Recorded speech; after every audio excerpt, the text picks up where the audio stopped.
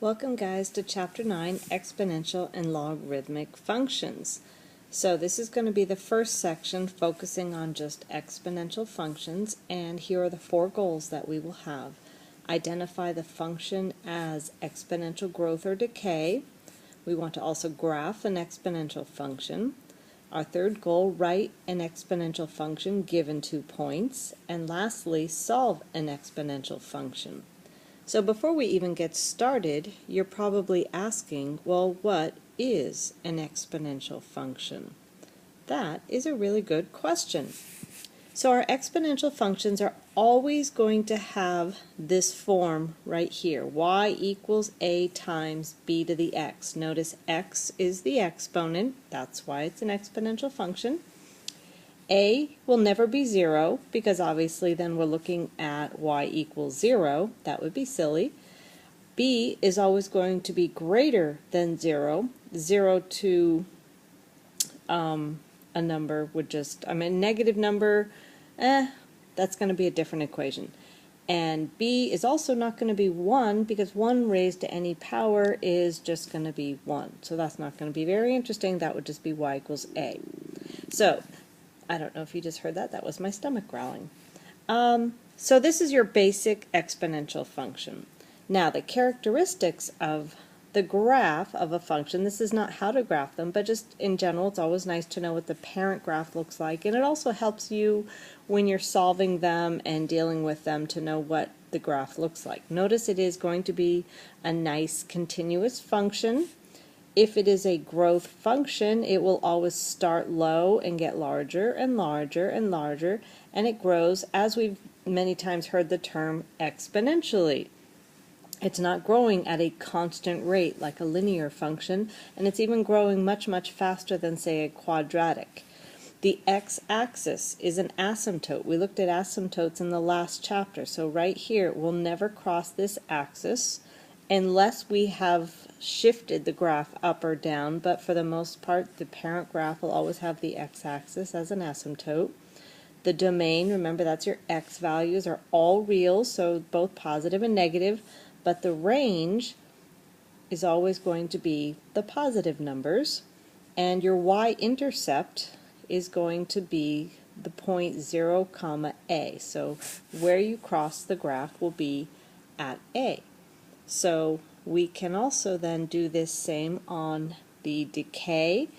So decay, like radioactive decay, you've heard that term, is when it's going down, so it's getting smaller and smaller exponentially, but it satisfies some of the same properties. You have the asymptote here as the x-axis.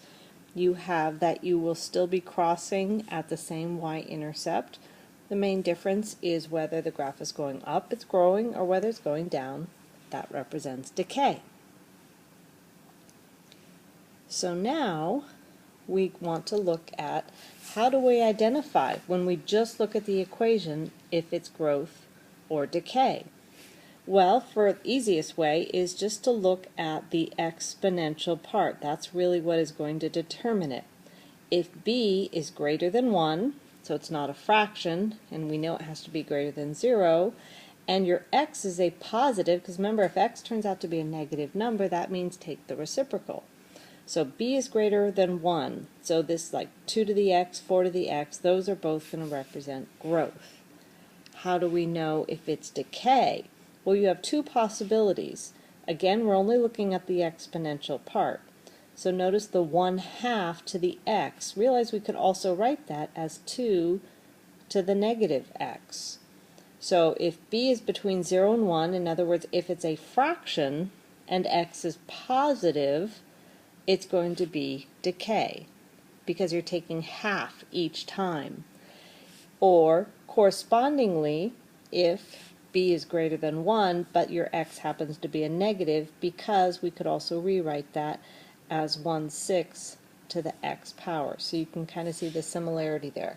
So basically, if you just have x as your exponent, then you're dealing with a fraction, which means you're going to be getting smaller. Okay?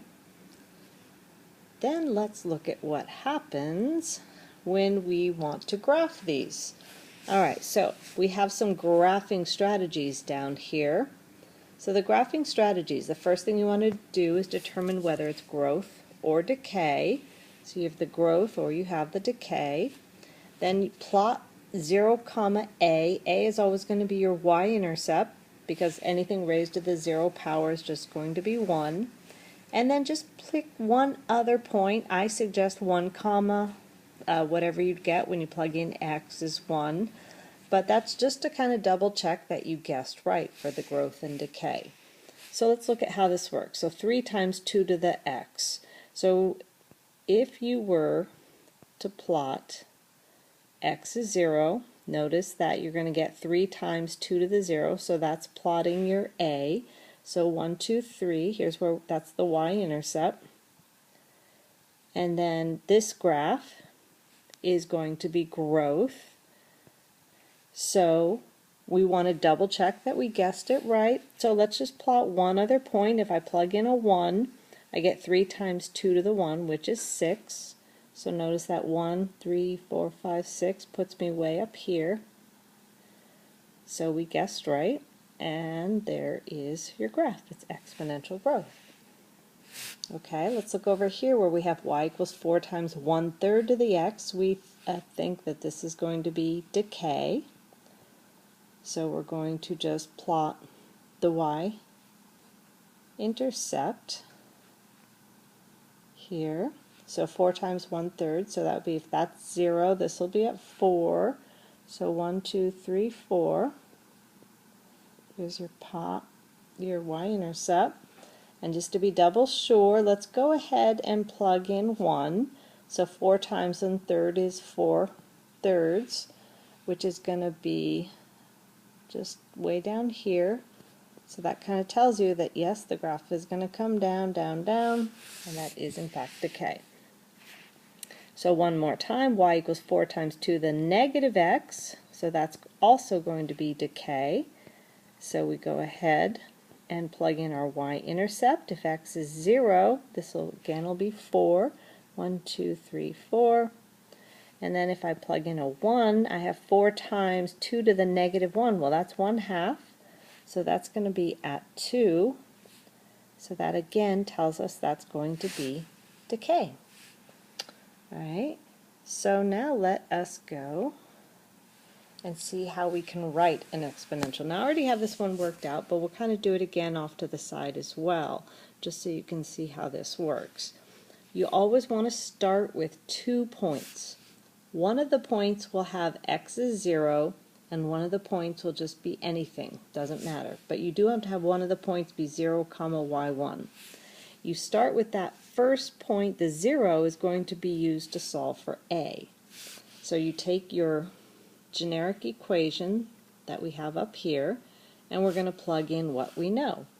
So if I'm starting with 0, 3, so y is 0, a is what we're trying to find, b is what we're trying to find, and x in this case, I'm sorry, I did that totally backwards, so we're going to go back a little bit.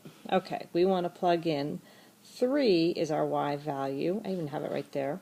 So a times b to the 0, since that's the same thing as 1, that's why a will always be that point. You can always actually just go straight to when they give you the 0, comma a. It will always be that way. Then we use the next point, which can be anything, to solve for b. So notice we plugged in 6 for the y. We already knew that a was 3. We solved that in the previous. B is now what we're trying to find. X is a negative 1. So what you have here, if we divide both sides by 3, we get that 6 divided by 3 is 2 equals b to the negative 1. So b to the negative 1, remember, is the same thing as 1 over b. So if 2 equals 1 over b, then you can cross multiply if that's how you want to look at this, and you find that b will be 1/2. And putting it all together, here's our a, here's the b that we solved for, so here is our final equation.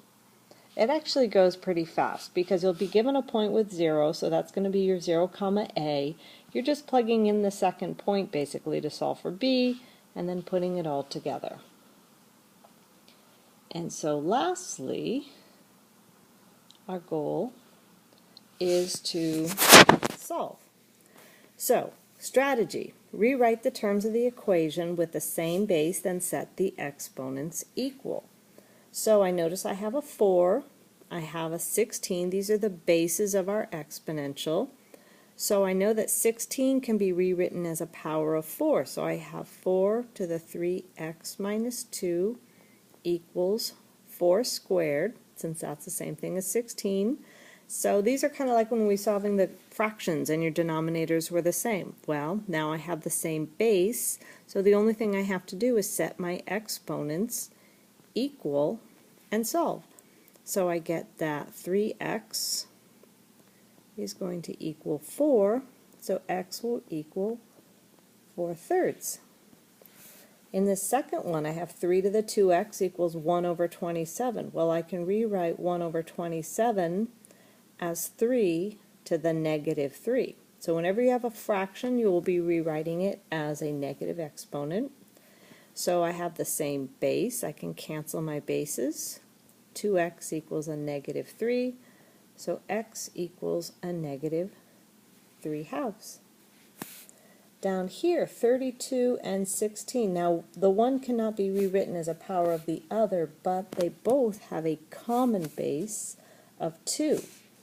32 is the same thing as 2 to the 5, and 16 is the same thing as 2 to the 4. So I can write this equation as 2 to the 5, parentheses 5p plus 2, equals 2 to the 4 times parenthesis 5p. Now that I have the same base, I can cancel them out and I can then solve. So distributing my 5, I've got 25p plus 10 equals 20p. So we have 5p equals a negative 10, subtracting 10 from both sides. P equals a negative 2. Okay? And then lastly, okay, so 4 and a 1/2. This is an interesting problem. So I'm going to write 4 as a base of 2. So that's going to give me 2 squared in parentheses 3x minus 9. So 4 to the 3x minus 9. 1/2 I can write as a negative exponent. So that's going to be 2 to the negative 1. And in parentheses you have x minus 3. So again we have the same base. They can cancel. And I can then just distribute and solve for my exponents. So 6x minus 18 equals a negative x plus 3. So I have 7x equals 21. And I get x equals 3. Okay? So welcome to a chapter on logarithms and starting off with exponents.